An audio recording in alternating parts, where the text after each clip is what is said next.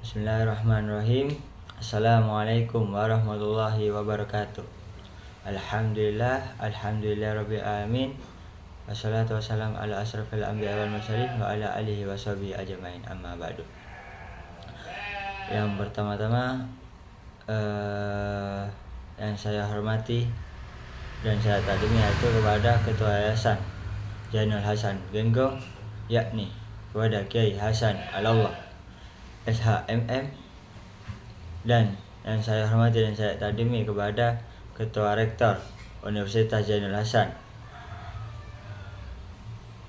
yakni Abdul Aziz WAMAG, dan yang saya hormati dan saya takdimi yaitu kepada dosen mengapu yakni Ustadzah Umi Lailiyah Maghfirah WMPDI.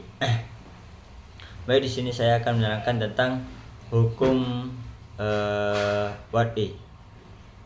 Yang pertama yaitu definisi hukum wad'i dan dibagi menjadi dua, yaitu yang pertama yaitu pengertian hukum yang ditetapkan oleh manusia, dan yang kedua yaitu berbeda dengan hukum alam.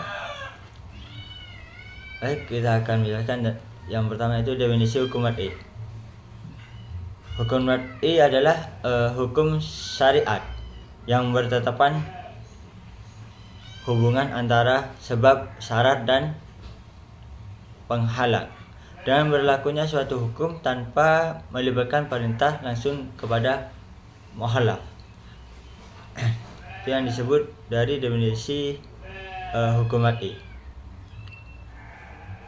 Dan bagiannya itu yang pertama itu pengertian hukum yang ditetapkan oleh manusia. Maksudnya adalah hukum yang dibuat oleh manusia, seperti aturan-aturan sosial yang direncanakan oleh otoritas tertentu, contohnya undang-undang, untuk mengatur kehidupan masyarakat. Yang kedua yaitu berbeda dengan hukum alam. Maksudnya adalah hukum alam adalah ketetapan Allah yang mengatur fenomena alam seperti gravitasi dan bersifat tetap serta tidak dapat diubah oleh manusia. Itu sekilas dari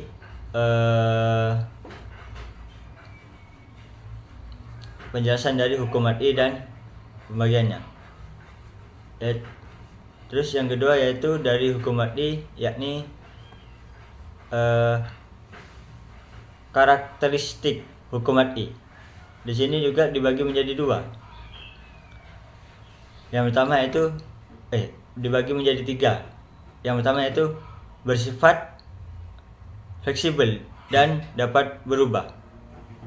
Yang ketiga yaitu ditetapkan oleh lembaga atau aturan tertentu. Yang ketiga yaitu mencakup berbagai aspek kehidupan masyarakat.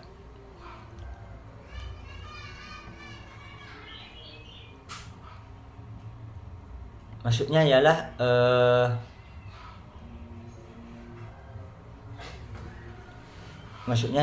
kita akan membahas satu persatu. Yang pertama itu bersifat fleksibel dan dapat berubah.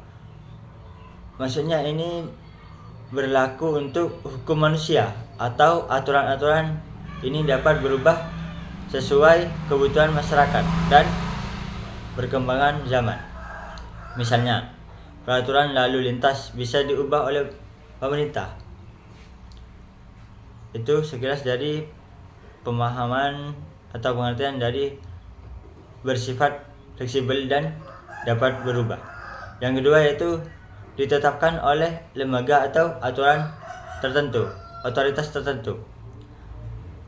Maksudnya adalah hukum manusia dibuat oleh lembaga resmi seperti pemerintah, parlemen, atau pengadilan yang memiliki wewenang untuk membuat dan menegakkan hukum. Dan yang nomor tiga yaitu mencangkup berbagai aspek kehidupan masyarakat. Maksudnya yaitu hukum manusia mencakup berbagai bidang seperti politik, ekonomi, pendidikan, dan sosial. untuk mengatur perilaku masyarakat dalam segala aspek kehidupan. Dan catatan dari 3 pembagian itu,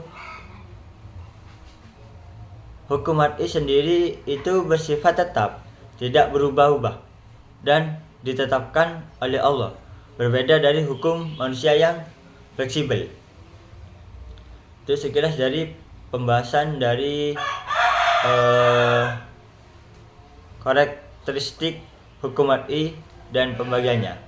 Yang ketiga yakni sumber hukum syar'i. Di sini juga dibagi menjadi 4, yaitu yang pertama undang-undang, yang kedua yaitu peraturan pemerintah, ketiga itu kebutuhan lembaga, dan yang keempat itu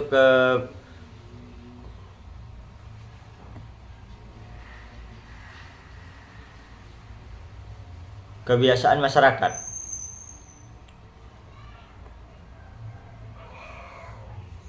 Maksudnya ialah yang pertama itu undang-undang. Maksudnya aturan yang ditetapkan oleh lembaga legislatif seperti parlemen yang memiliki kekuatan hukum mengikat. Contohnya undang-undang tentang pelindungan konsumen. Itu contoh dari lembaga legislatif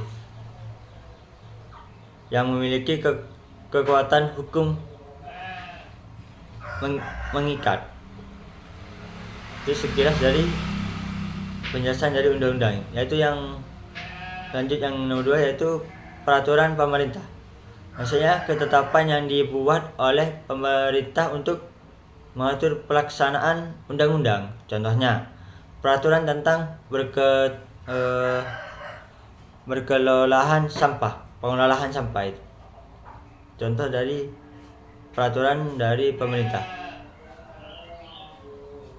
Dan yang nomor 3 yaitu kebutuhan lembaga. Maksudnya adalah aturan atau ketetapan yang diambil oleh lembaga tertentu seperti pengadilan atau badan regulasi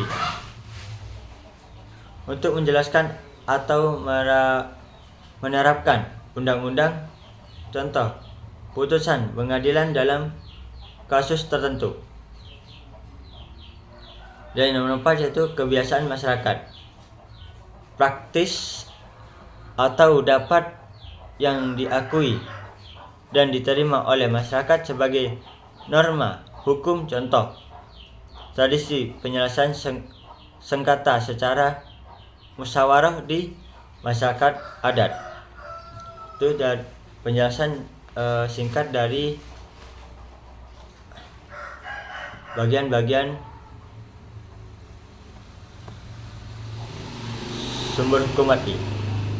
Yang keempat yaitu jenis-jenis hukum syar'i. Di sini dibagi menjadi 4 lagi, yaitu yang pertama hukum pidana, yang kedua yaitu hukum perdata, dan yang ketiga yaitu hukum administrasi, dan yang terakhir yaitu hukum tata negara.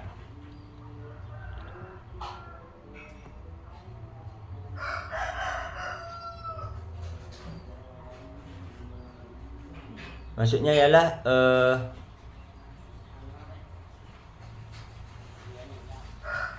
hukum pidana, hukum yang mengatur tindakan yang dianggap sebagai kejahatan dan sanksi yang dijatuhkan kepada pelanggar. Contohnya hukum mengenai pencurian, pembunuhan, dan penipuan.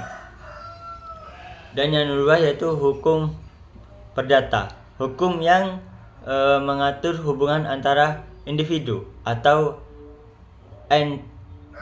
entitas swasta dalam hal hak dan kewajiban. Contohnya hukum kontrak, hukum waris, dan hukum tanggung jawab perdata. Dan yang nomor 3 yaitu hukum administrasi. Hukum yang mengatur hubungan antara pemerintah dan warga negara dalam hal pelaksanaan kebijaksanaan publik. Contoh, hukum mengenai izin usaha, perizinan lingkungan, dan pengawasan administrasi. Yang terakhir yaitu hukum tata negara.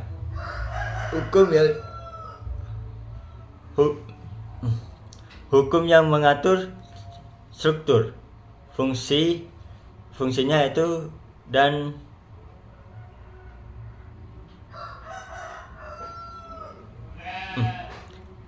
hukum tata negara itu yaitu hukum yang mengatur struktur, fungsi, dan hubungan antara lembaga-lembaga negara serta hak-hak dasar warga negara. Contohnya,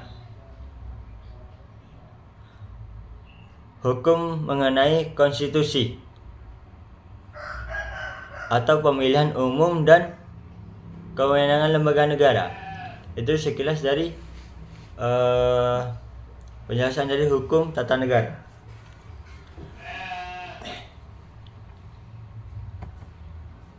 Baik, selanjutnya yaitu tentang peran hukum WAI dalam masyarakat. Juga dibagi menjadi 3. Yang pertama itu menjaga keterlibatan sosial, dan yang nomor 2 itu menyelesaikan sengketa. Yang nomor 3 itu melindungi hak individu.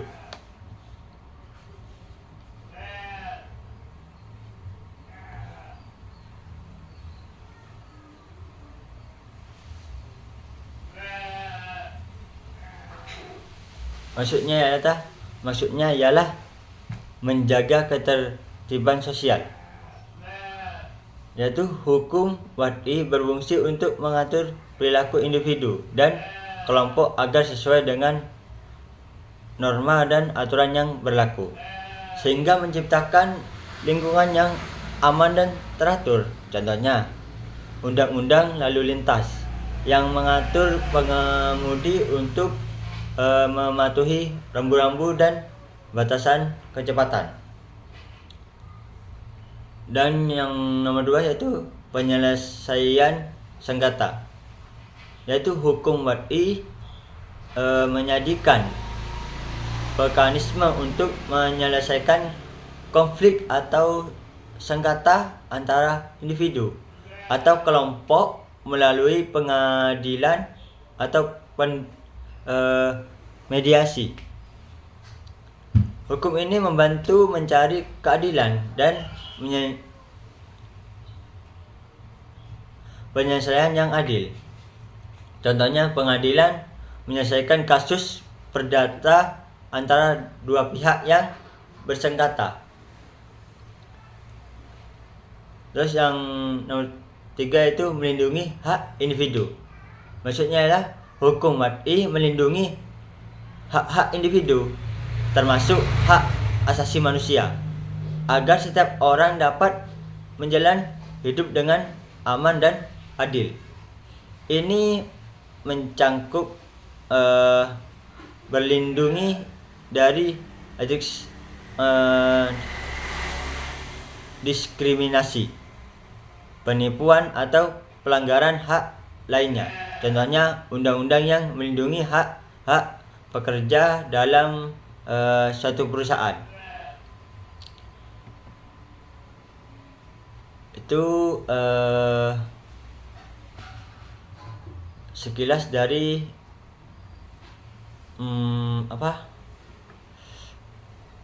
penjelasan dari peran hukum WAI dalam masyarakat.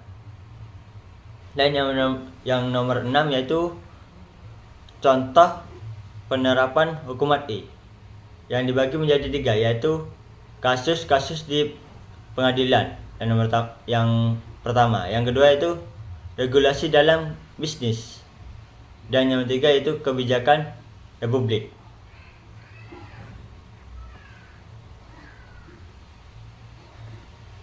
Maksudnya ialah kasus-kasus di pengadilan, yaitu hukum wad'i diterapkan dalam proses peradilan untuk menyelesaikan sengketa atau pelanggaran. Hukum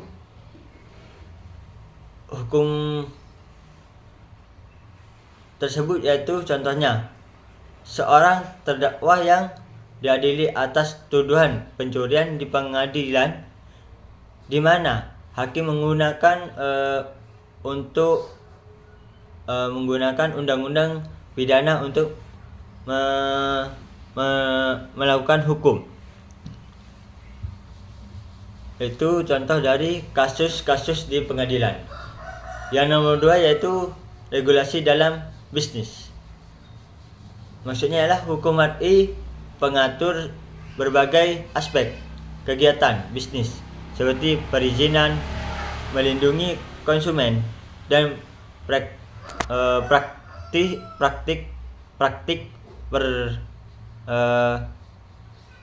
praktik perdagangan yang adil. Contohnya, perusahaan yang wajib mematuhi peraturan mengenai label produk untuk melindungi konsumen dari informasi yang menyesatkan. Terus yang nomor 3 yaitu kebijakan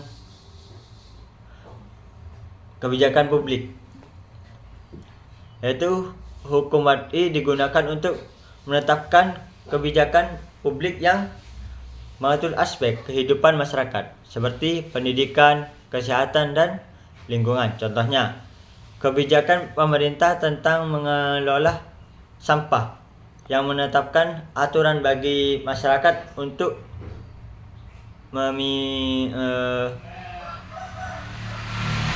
sampah dan mengikuti jadwal pengangkutan. Itu